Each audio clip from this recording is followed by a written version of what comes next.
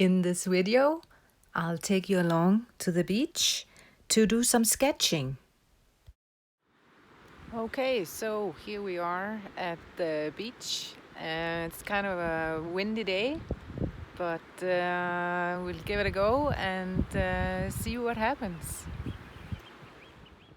What a beautiful sunny morning. The first thing I like to do when arriving at my chosen painting location is to walk around and take a look. What are the main features of this landscape? I like to take in the landscape as a whole, but also noticing smaller details that might be inspiring.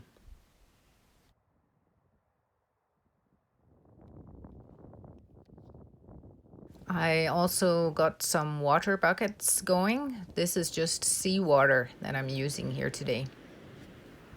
Today I'll be using some blue tape to mask off in my sketchbook.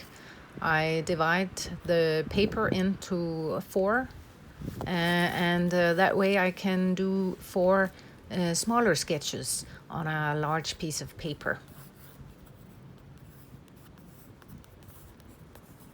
When sketching, I like to keep it kind of loose, meaning that I'm trying to take in the feeling more than the actual look of things. And because of the nice sunny day, there are these kind of very nice shadows on each of the rocks. So I start out by essentially drawing just quickly the outlines of some of the rocks that I'm interested in, and then I paint the shadow side only.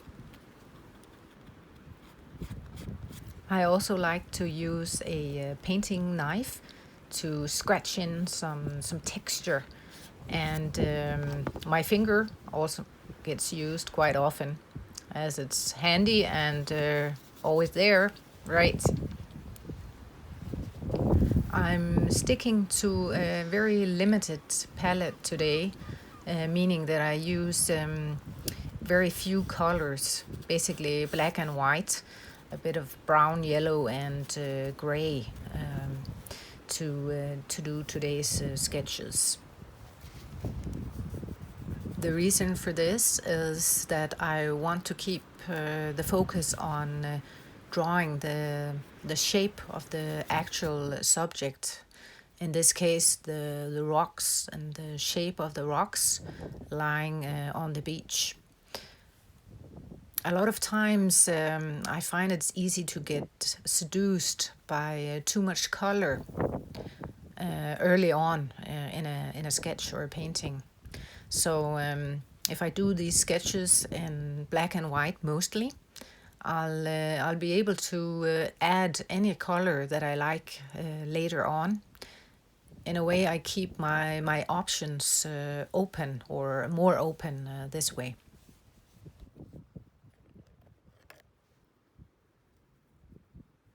Now I'm adding a bit more detail with just a regular pencil. I'm not going to do too many details, and this sketch is just about done. I want to keep it loose and not spend too long on each sketch, approximately 10 to 15 minutes on each. Before starting a sketch, I take a look around and decide on the composition I want to use. Usually something simple, like maybe two rocks that are quite different in shape, for example, would make an interesting composition.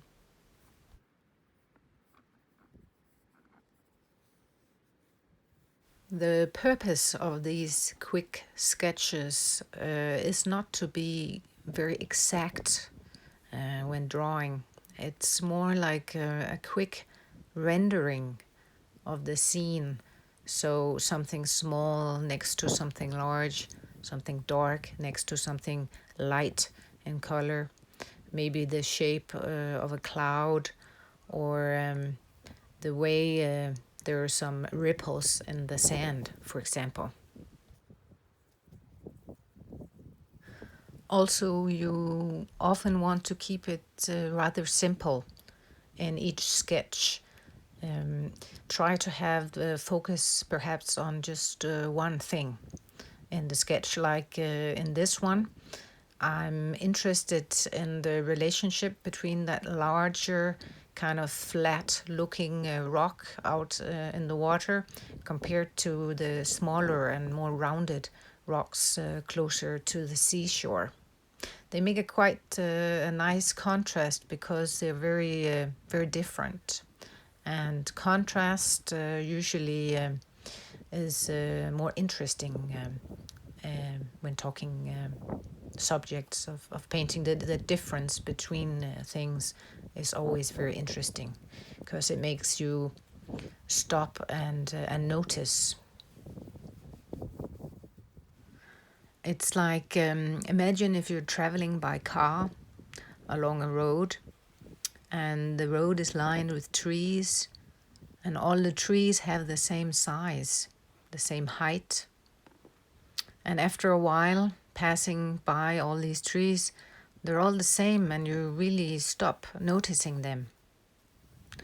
Then imagine all of a sudden there is a space between them, a larger space, or even a tree that's much larger than the rest of them. And that one, surely you will notice. And again, it's because of the contrast to what you've been seeing.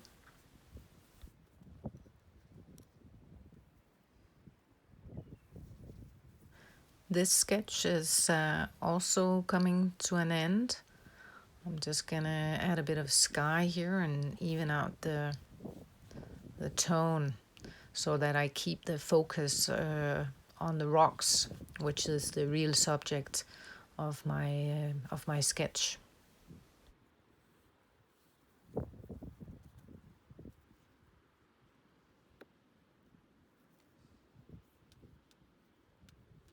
Yeah, and what you see me doing there is just adding some spatter with my brush. Basically it's just some dirty paint water. It just helps to break the whiteness of the paper. I'm also adding a few less details with pencil.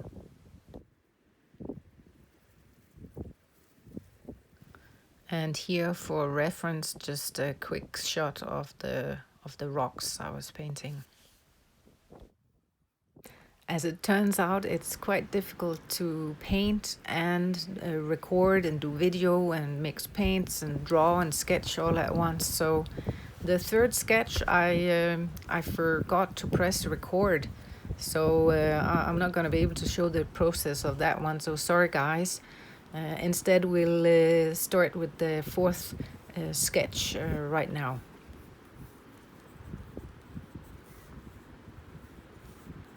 The subjects of this sketch will be more of a close-up view of some of the rocks.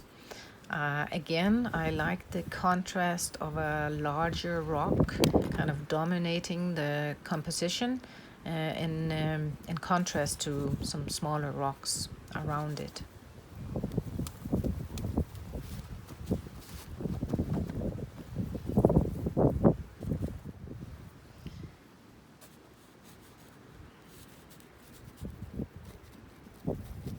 One feature that I noticed about these rocks were that they were more red in color than some of the other rocks around it, probably due to some mineral content or the type of rock.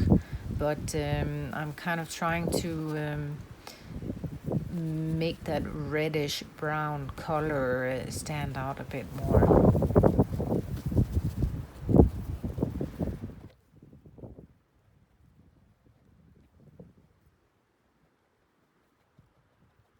I tend to use the painting knife quite a lot to add some scratches, some details. If you don't have a painting knife, you can also use the other end of the brush to scratch into the wet paint. What are some tools you use to add texture to a painting? If you have some ideas and suggestions, please leave me a comment down below. I would love to hear your ideas.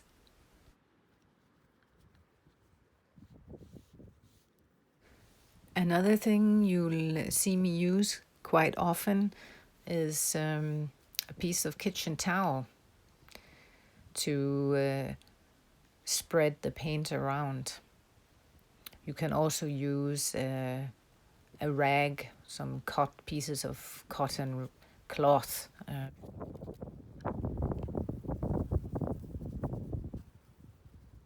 If you like this video, please give me a thumbs up.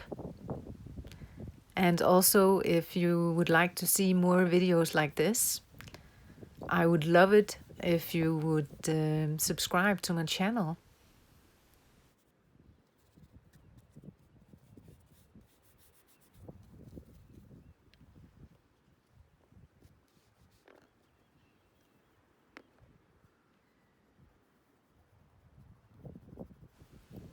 I'm adding more details with a pencil and also using the painting knife and the kitchen towel. I'm mixing it up using kind of a very fluid paint also, along with some thick paint. Just mixing it up really to keep it interesting.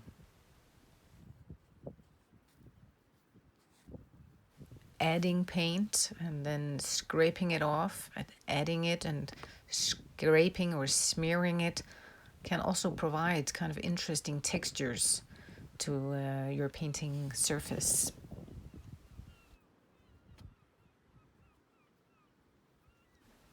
Really, there are no rules.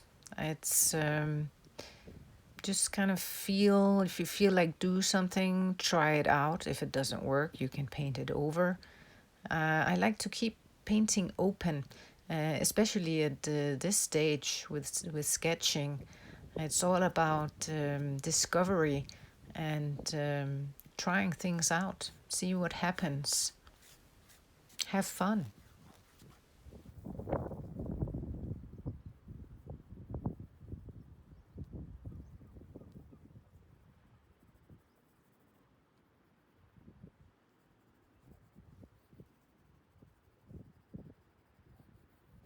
I realized I wanted to add some more details to these red rocks. There are some marks on all the rocks where the high tide reaches. So all the rocks have this kind of a watermark or ring around them. And I'm kind of adding that as well. It's an interesting feature. I didn't notice it at first when I came here, but the more I look at things and start drawing them, the more details I notice.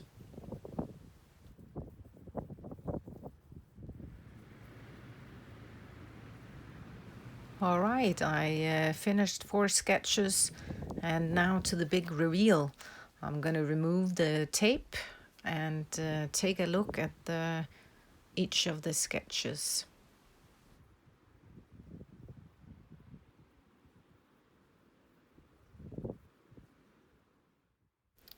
Now I've got some reference material that I can take home with me to the studio, and perhaps I can use it in the future for larger paintings.